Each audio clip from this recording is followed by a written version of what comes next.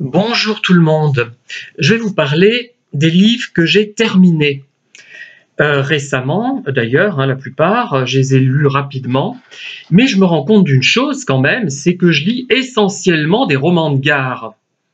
Et après je me plains qu'on ne lise pas mes livres, qui ne sont pas des romans de gare. À ce propos, d'ailleurs, je crois qu'il faut toujours se remettre en question. Si on se rend compte qu'un lecteur met très longtemps à lire un livre, un de vos livres par exemple, c'est soit que c'est un livre complexe, soit que c'est un livre raté, ou les deux à la fois peut-être, parce que ça peut être complexe et raté. Donc il faut voir les choses en face et essayer de s'améliorer, ou alors rester dans son erreur, mais peut-être se dire qu'on ferait mieux d'écrire autre chose. Et voilà ce qu'on peut parfois tirer de la lenteur de lecture d'un lecteur. Bon, après, il y a d'autres variables, il n'y a pas que ça. Mais c'est important quand même de se dire, c'est peut-être moi le problème à un moment donné. Bon, vous me direz, en ce qui me concerne, il y a pire que moi. Il y a Agnès Martin-Lugan, il y a Mélissa d'Acosta qui sont bien pires que moi et qui ont plus de succès et qui sont lus sans problème. Moi, j'arrive pas à tenir plus de 3-4 pages avec Mélissa d'Acosta, par exemple. J'en commenterai peut-être un, si j'en trouve dans une boîte à livres, parce que c'est fait de toutes petites phrases. On dirait qu'elle est à la limite de l'illettrisme. Voilà. Et ce qui me gêne un petit peu, c'est que je faisais partie d'un cercle qui lui a donné un prix. Bon, je vais un peu en travers de la gorge, mais bon, c'est comme ça. Alors, donc j'en viens à ces livres que j'ai lus récemment, donc une majorité de livres de gare. Ouais, on peut dire ça. Alors, déjà, parlons brièvement de Sherry Ames, infirmière au sport d'hiver, de Helen Wells. C'est un livre pour adolescents. C'était censé être pour jeunes filles, parce qu'à l'époque, c'était des livres genrés. Par exemple, si vous regardez l'idéal bibliothèque, il y avait marqué fille ou garçon, fille et garçon, fille au-delà de tel âge, garçon, etc. Mais c'était très genré et ça ne choquait à l'époque personne. Enfin si, je pense que si, mais c'était comme ça. Maintenant, on n'oserait plus faire la même chose, même si on trouve toujours le même discours. C'est-à-dire que un jour, j'ai parlé de la série Fantomette à quelqu'un qui avait des enfants donc en âge de lire Fantomette, et elle m'a répondu « Ah ben moi j'ai que des garçons ». Ben voilà. Bon, après on se demandera pourquoi je déprime. La société n'évolue pas. Et c'était pas quelqu'un d'idiot, contrairement à ce qu'on pourrait penser. Donc on reste dans ces schémas quand même. Donc Sherry Ames, infirmière au sport d'hiver. Donc Sherry Ames, c'est une infirmière. C'est une série américaine qui a été publiée entre, je crois, en 1943 et 1968. Je crois qu'il y a eu 27 volumes aux États-Unis et qui a encore été publiée après. Et une partie des volumes ont été publiés en France, et notamment dans la série, et uniquement dans la série Lecture et loisirs. Je la trouve pas d'ailleurs extrêmement belle, cette série. Elle publie un peu de tout. Donc jaune, ce sont les romans étrangers. Bleu, pour les jeunes de 11 à 15 ans, et rouge pour les 6 à 11 ans. C'est un peu subjectif quand je vois les titres qui sont mis en fonction des âges. Comme ça, enfin, j'ai regardé quelques titres, ça me paraît un peu particulier, mais bon, pourquoi pas. Et donc, tenez-vous bien, alors là, on est en plein dans le sexisme, c'est pas moi qui veux ça, c'est la réalité de l'époque entre 43 et 68. Cette série a été créée parce qu'on avait besoin d'infirmières et on voulait inciter, en créant cette série, les filles à devenir infirmières. Les filles. Ah non, cherchez l'erreur. Il n'y a pas d'infirmier homme, c'est pas possible. Sinon, c'est une femme déguisée ou c'est un homo. Voilà. Enfin, à l'époque, on en était là. C'est triste. Je pense qu'il y aura aussi une régression avec le nouveau président. Oui, le nouveau président des États-Unis, ça ne va pas s'améliorer, c'est sûr. Et donc voilà. Je ne sais pas si ça incite les gens à devenir infirmiers ou infirmières. En tout cas, moi, ça m'a. Alors, ce n'est pas inintéressant. Mais finalement, cette infirmière, elle résout des problèmes comme Alice Roy, finalement, des problèmes policiers. Il y a toujours ça. Elle soigne un peu, mais 60% de son activité, voire 70%, est consacrée à la résolution d'énigmes policières. Il y a vraiment un problème, parce qu'une infirmière n'est pas censée résoudre des énigmes policières. Alors, est-ce qu'on faisait croire aux filles qu'elles allaient résoudre des énigmes policières si elles étaient infirmières? Moi, je m'attends à tout, hein. Alors, c'est publié chez le même, ça a été publié initialement chez le même éditeur qu'Alice et les Sœurs Parker, hein.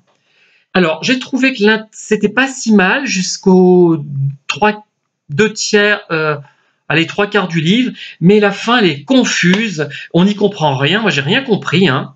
Pourtant, je suis plus qu'ado, hein, vous l'avez peut-être constaté. Et vraiment, j'ai trouvé confus ce livre. Je ne vais pas le garder, ça ne vaut pas Alice Roy et les Sœurs Parker, hein. Voilà. Donc, je remettrai soit au Secours Populaire, soit dans une boîte à livres.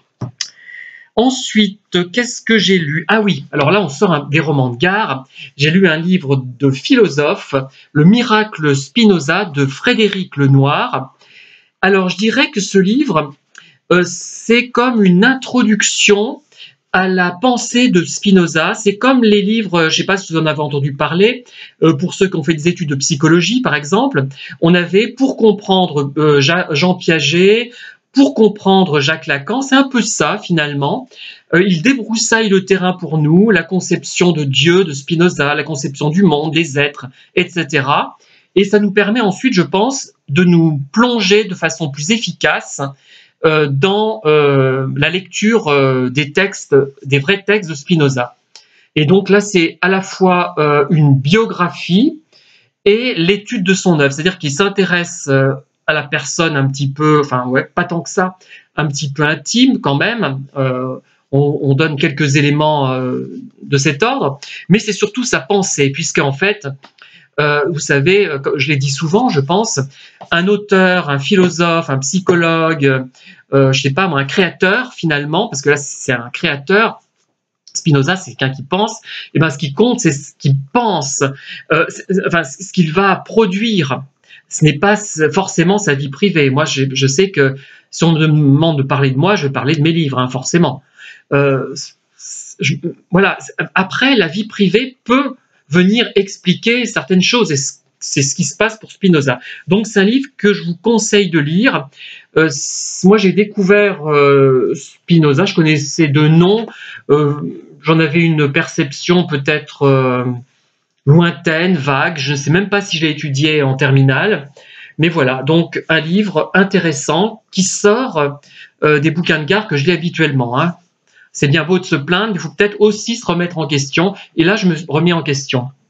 Alors je continue sur un livre qui m'a beaucoup plu, mais avec des réserves, de Rufus King, La femme qui a tué. C'est un livre de 1950 paru chez Le Masque. D'ailleurs, je l'ai dans cette édition, mais peut-être que je le possède également dans l'édition de 1950, parce que j'essaie de collectionner les Le Masque.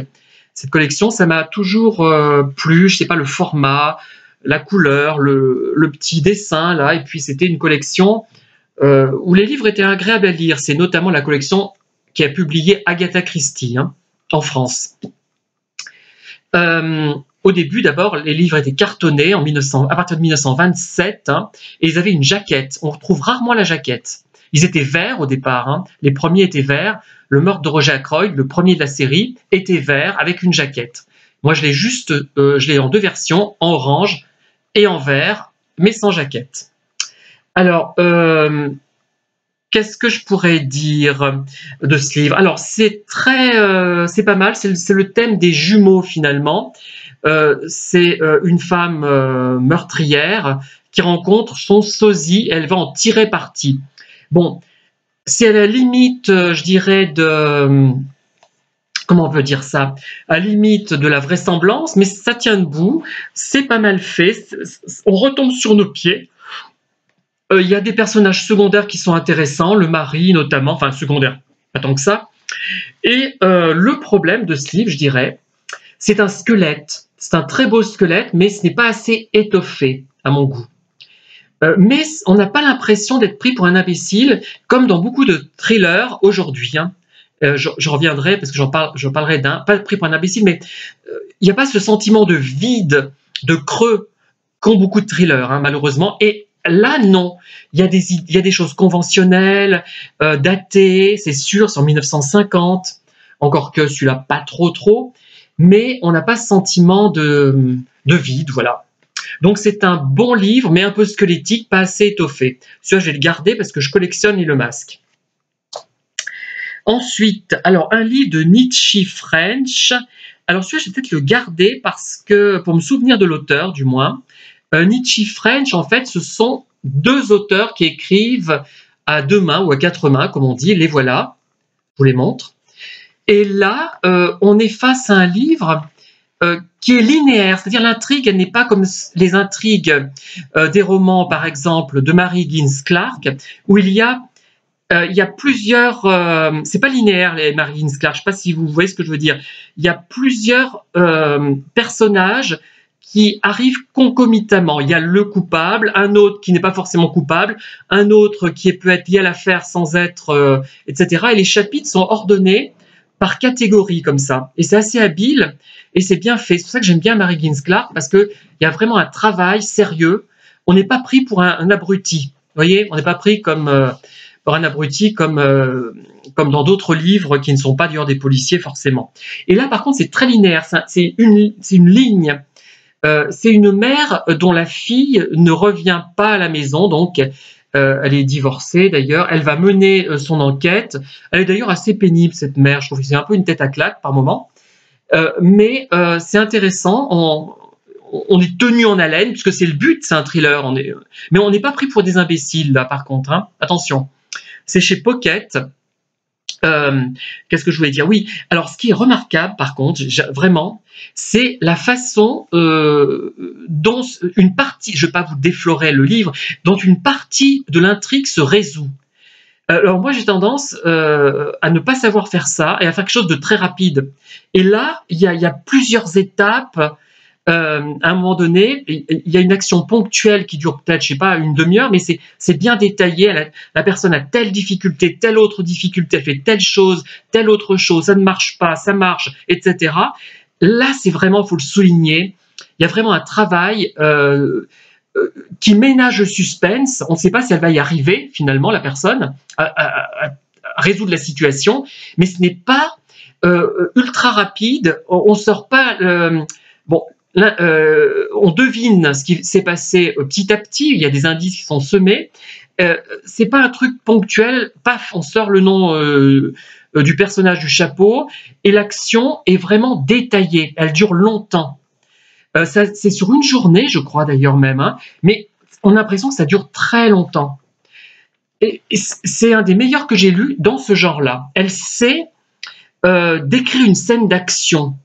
Et l'action ne se résorbe pas tout de suite en trois coups de cuillère à peau. Non, ça dure longtemps et il faut que ça dure longtemps. Et ça, c'est très difficile à faire. J'en sais quelque chose. Hein. Donc, c'est un roman important. Moi, je n'ai pas envie de le relire, mais je vais le garder pour me souvenir comme ça, comme pense-bête. Celui-là, je vais le garder. Hein. Je vais le mettre là, justement. Et le dernier que j'ai lu, c'est de Christina Olsson, qui s'intitule ce livre « Les enfants de cendre », prix du meilleur thriller 2010, décerné par les libraires suédois. Alors, c'est... comment dire, c'est le premier livre de cet auteur. Alors, je trouve... c'est sur des meurtres d'enfants. Comment dire? Je trouve que l'auteur manque un peu d'empathie par rapport à ces meurtres, justement, peut-être. Enfin, je la ressens pas, son empathie, justement. C'est tellement effroyable, ce qu'elle décrit, finalement. Je sais pas. J'arrive pas à voir sa position exactement par rapport à ça. Je comprends pas bien. Mais pas, attention, c'est pas qu'elle les cautionne, c'est pas ce que je veux dire. Hein. Mais je n'arrive pas à bien comprendre. Il y a quelque chose qui me gêne. Alors, le livre est très rigoureusement écrit. On ne nous prend pas pour des imbéciles. Il y a du travail. D'ailleurs, il y a du travail de collaboration, je pense. Elle n'a pas fait ça toute seule. Elle a été aidée. On l'a conseillée, je pense. Ça a été un peu partiellement réécrit. Alors, bon, évidemment, le style n'est pas extraordinaire parce que elle ne fait pas du tout les accords à l'imparfait du subjonctif, par exemple. Ça manque. Moi, ça me gêne. Hein. Vraiment, c'est inesthétique. Mais c'est correct. Elle le fait exprès pour attirer un large public, pour pas, comment dire, évacuer le public un peu bébête. Bon, je suis bébête, mais pas aussi bébête que certains publics bébêtes. Je sais pas si vous suivez, mais bon, peut-être pas, peu importe. Alors, mais par contre, avec ce livre, contrairement au précédent, contrairement à celui de Frédéric Lenoir, évidemment. On a un sentiment de vide, de creux quand même. Hein. On a fini, on a passé un bon moment, mais finalement, ça n'apporte rien. Et je me demande, mais pourquoi je continue à lire ces machins-là? Il y en a qui laissent un souvenir, je dirais presque impérissable, hein, certains quand même, mais beaucoup de thrillers surtout hein, sont vraiment creux. Il n'y a rien, il y a rien. Et là, c'est un bon travail, mais il n'y a rien. Moi, je trouve qu'il est vide, ce livre. Bon, voilà. Voilà ce que je voulais vous dire. J'ai fait le tour des livres hein, dont je voulais vous parler. Et donc, je vais en rester là parce que j'ai pas mal de choses à faire. Et je vous dis à très bientôt pour de nouvelles et bien sûr passionnantes vidéos. Enfin, je dis à bientôt à ceux qui sont restés jusqu'au bout parce que je pense pas que beaucoup restent, hein, si j'en crois le taux d'écoute. Merci en tout cas. Une bonne journée.